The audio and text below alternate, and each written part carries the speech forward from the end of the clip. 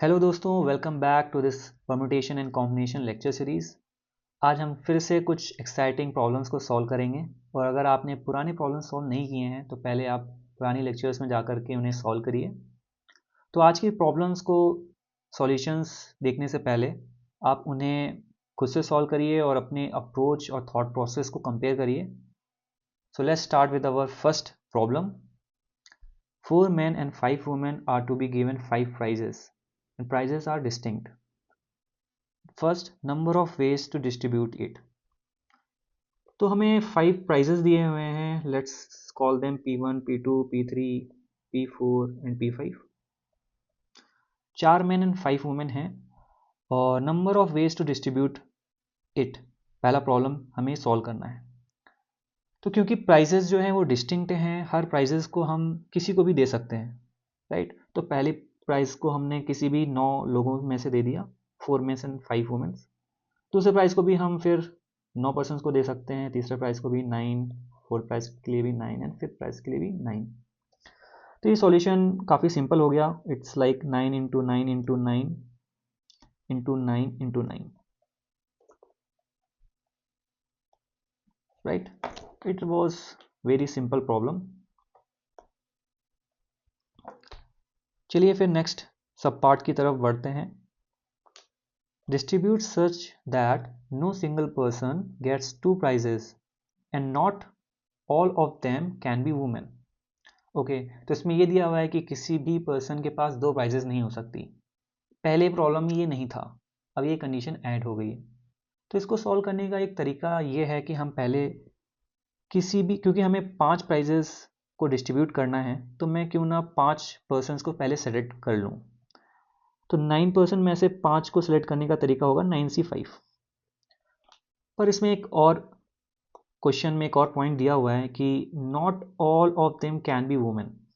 क्योंकि हमने 4 मेन और 5 वुमेन में से इस 5 को सेलेक्ट किया है टोटल 9 में से, तो इसमें एक तरीका, क्योंकि 5 वुमेन्स भी थी तो उसमें से एक सिलेक्शन में 5 वुमेन्स भी आ गई होंगी, तो सिंगल सिलेक्शन को हम इसमें से माइनस कर देंगे, राइट. अभी तो सिर्फ हमने सेलेक्ट किया है 5 लोगों को, उन्हें अरेंज भी करना होगा क्योंकि प्राइजेस डिस्टिंक्ट हैं, इसलिए हम इंटू 5 फैक्टोरियल करेंगे.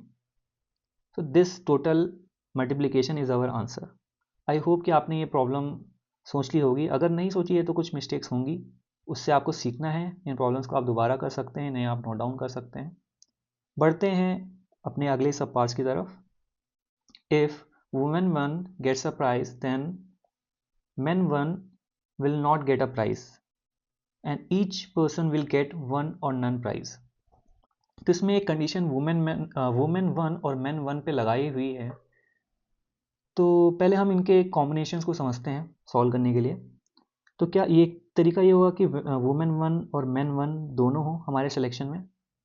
अगर हम 9C5 का सिलेक्शन करते हैं तो, राइट, क्योंकि हमें 5 लोगों को सेलेक्ट करना था, तो उसमें हो सकता था कि वुमेन 1 और मेन 1 दोनों हो, या फिर वुमेन 1 हो पर मेन 1 नहीं हो. नहीं होने को मैं ऊपर बाहर से सेलेक्ट कर रहा हूँ, बता रहा हूँ, आप समझ जाना. या फिर वुमेन 1 ना हो, मेन 1 हो, या फिर W1 और M1 दोनों ना हो. तो इस 9C5 में केसेस जो आएंगे उन 4, ये W1 और M1 के 4 केसेस बनेंगे, राइट. तो हमें ये कह रहा है कि भाई W1 और M1 ये वाली जो कंडीशन है ये फुलफिल नहीं होनी चाहिए, क्योंकि अगर W1 को मिला है तो M1 को नहीं मिलेगा, राइट. तो हम ऐसा सोचते हैं कि इस कंडीशन को इसमें से माइनस कर देंगे. ठीक है, 9C5 में से ये 4 केसेस जरूर आएंगे, तो हम इस केस को माइनस कर देते हैं. क्योंकि W1 और M1 आ गए हैं तो अब हमें 7 में से सिर्फ 3 को ही सिलेक्ट करना है, 7C3. बाकी जो 2 बच गए वो W1 M1 ही हैं, पर हमने उस केस को क्या किया, घटा दिया. यानी कि ये हमारा जो थर्ड प्रॉब्लम था उसकी कंडीशन सेटिस्फाई हो गई, क्योंकि हमें 5 लोग लिए थे तो 5 फैक्टोरियल से हमने इसको अरेंज कर दिया. तो ये पार्ट आप मत भूलना बिल्कुल भी, ओके, क्योंकि सिलेक्शन था, फिर अरेंजमेंट करने के लिए 5 फैक्टोरियल से मल्टीप्लाई कर दिया. पढ़ते हैं अपनी नेक्स्ट प्रॉब्लम की तरफ. हमारी नेक्स्ट प्रॉब्लम है, हमें कुछ लेटर्स दिए हुए हैं एजुकेशन, तो इसमें टोटल 9 लेटर्स हैं, राइट। उस 9 लेटर्स में से 5 वोवेल्स हैं, सारे के सारे ए ई आई ओ यू, और बच गए 4 कॉन्सोनेंट्स हैं। तो प्रॉब्लम कह रहा है arrange them such that first part no two consonant appear together, यानी कि कोई भी 2 कॉन्सोनेंट साथ में नहीं आ सकते हैं, ठीक है। क्योंकि 5 वॉवल्स दिए हुए थे, तो हम उन 5 वॉवल्स को पहले क्या करेंगे, अरेंज कर देंगे 5 फैक्टोरियल तरीके से, राइट। तो यहाँ पर 5 वॉवल्स आकर के अरेंज हो गए, ऐसा हम मानते हैं। अब यहाँ की जो स्पेस बच गई 1 2 3 4 5 और 6, क्योंकि यहाँ पर वॉवल्स थे, कोई भी किसी भी ऑर्डर में ले सकते हैं, let's say O E A U I, for example ये एक केस है। यहाँ पर 5 वॉवल्स हैं और 6 स्पेसेस क्रिएट हो जाएंगी।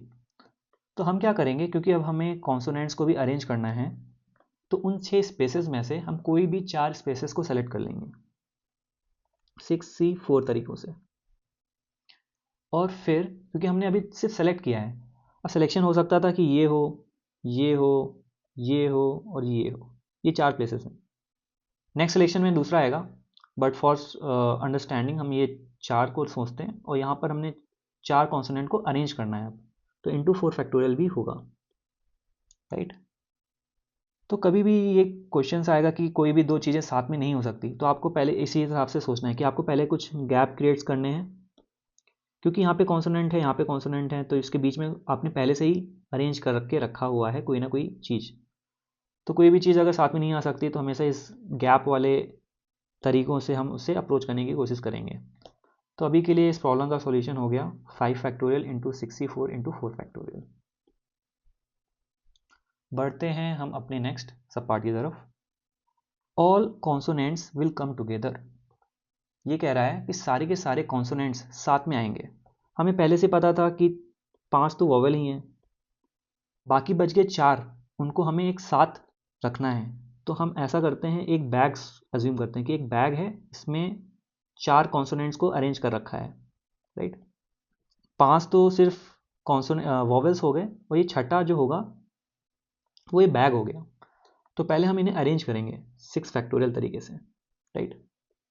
तो अब ये किसी ना किसी ऑर्डर में अरेंज हो जाएंगे, पर ये जो बैग था ना, उसमें हम कॉन्सोनेंट्स को भी तो अरेंज कर सकते हैं, राइट। उसके भी तो अरेंजमेंट के ऑर्डर्स आएंगे, तो वो जो 4 कॉन्सोनेंट उस बैग में थे उसके 4 फैक्टोरियल तरीके हो गए। तो ये टोटल हमारा आंसर हो गया इसके लिए। तो ये हमने इसमें कॉन्सोनेंट्स को एक तरीके से क्लब कर दिया, उसको एक यूनिट मान ली, राइट। उसको हमने एज्यूम किया है कि एक बैग में होगा। तो ऐसे एजम्पशन से भी प्रॉब्लम सॉल्व करना काफ़ी ईजी हो जाता है। बढ़ते हैं थर्ड सब पार्ट्स की तरफ। थर्ड सब पार्ट कह रहा है vowels should appear in the alphabetical order, need not to be consecutive. Vowels जो हैं अल्फ़ाबेटिकल ऑर्डर में हैं, होने चाहिए, और जरूरी नहीं है कि एक साथ हों, मतलब बीच में गैप्स हो सकते हैं, बीच में कॉन्सोनेंट्स भी आ सकते हैं, ठीक है। तो हम ऐसा करते हैं, क्योंकि हमारे पास 9 प्लेसेस थी, राइट, हमारे पास 9 लेटर्स थे। उन 9 लेटर्स में कोई भी हम 5 जगह को सेलेक्ट कर लेते हैं अपने वॉवेल्स को फिल करने के लिए। बट वॉवेल्स अल्फ़ाबेटिकल ऑर्डर में ही होना चाहिए, यानी कि वॉवेल्स का जो अरेंजमेंट का तरीका है वो हमने फिक्स कर दिया है कि ये इसी ऑर्डर में हो सकता है। तो इन्हें अरेंज करने का एक तरीका ही है अल्फ़ाबेटिकल ऑर्डर। अब बच गए 4 कॉन्सोनेंट्स, उन्हें हम किसी भी ऑर्डर में कर सकते हैं, तो 4 factorial. Okay, I hope this is clear. बढ़ते हैं अपने नेक्स्ट सब पार्ट की तरफ। नेक्स्ट सब पार्ट कह रहा है कि E and D should not come together while I O N should come together. Okay, तो इसमें ई और डी के बारे में बोला गया है और आई ओ एन के बारे में बोला गया है। बोला गया है कि आई ओ एन साथ में आएंगे, तो ठीक है, हमने सोचा था कि हमने इसे पहले किया है कि जब कोई चीज़ें साथ में टुगेदर में आनी हो, तो उसे हम एक बैग में अज्यूम कर सकते हैं। तो मान लेते हैं आई ओ एन एक बैग में होगा, ओके। तो हमने मान लिया कि आई ओ एन एक बैग में होगा। तो अभी आई ओ एन ई डी मिला करके 5 लेटर हो गए, यानी 4 लेटर और बचे हुए हैं, ठीक है। 4 लेटर्स अभी और बचे हुए हैं। तो अभी हम ये सोचते हैं कि इस बैग जिसमें ION है और 4 लेटर को हम अरेंज करने की कोशिश करते हैं। तो टोटल अभी 5 यूनिट्स हो गई। तो 5 फैक्टोरियल से हमने इस बैग को और 4 लेटर्स को अरेंज कर दिया। उस बैग में क्योंकि ION डिस्टिंक्ट है, उन्हें भी अरेंज किया जा सकता था। 3 एलिमेंट्स हैं तो हम 3 फैक्टोरियल से उन्हें अरेंज कर देंगे। ये जो 5 चीज़ें हैं, अब इसमें स्पेस कितनी बचेगी? लाइक ये जो 5 चीज़ों को हमने अरेंज किया है उसमें अब 6 स्पेसेस बनेगी। राइट, ये 1 2 3 4 5 6, उसमें ये 6 स्पेसेस बचेंगी और हमें E और D को साथ में नहीं लाना है। हमने पहले ही क्वेश्चन में किया है, जब चीज़ें साथ में नहीं लानी होती हमें कुछ गैप जैसा सोचना होता है, और अगर हमें कोई चीज़ साथ में लानी है तो उससे हमें बैग या फिर एक यूनिट की तरह सोचना होता है। तो इस प्रॉब्लम में दोनों प्रॉब्लम्स का सॉल्यूशन यूज़ हो रहा है। दैट्स वाई दिस सब पार्ट इज़ वेरी स्पेशल सब पार्ट। इसमें दोनों लॉजिक्स यूज़ हो रहे हैं। ठीक है, क्योंकि अब 6 हमारे गैप्स थे और हमें E एंड D को उसमें रखना था, तो हम 6 में से कोई भी 2 गैप्स को चूज़ कर लेंगे, उसमें E एंड D को अरेंज करने के 2 फैक्टोरियल तरीके हो जाएंगे। So this is our final answer. I hope this is clear. This was very interesting problem. बढ़ते हैं अपने नेक्स्ट प्रॉब्लम की तरफ। प्रॉब्लम कह रहा है कि no two of EDU should come together and E comes before U। ठीक है, कि कोई भी EDU साथ में नहीं आ सकता है, बट कंडीशन क्या दी कि E जो है वो U से पहले आएगा। तो कैसे, किन केसेस में ये सब होगा? तो या तो E जो है U से पहले आए EUD के फॉर्म में, या फिर EDU के फॉर्म में भी हो सकता है, या फिर DEU भी हो सकता है। तो अब हमारे पास 3 सिनेरियोज बन गए, या फिर हम कहेंगे कि इनके 3 अरेंजमेंट्स ही पॉसिबल हैं।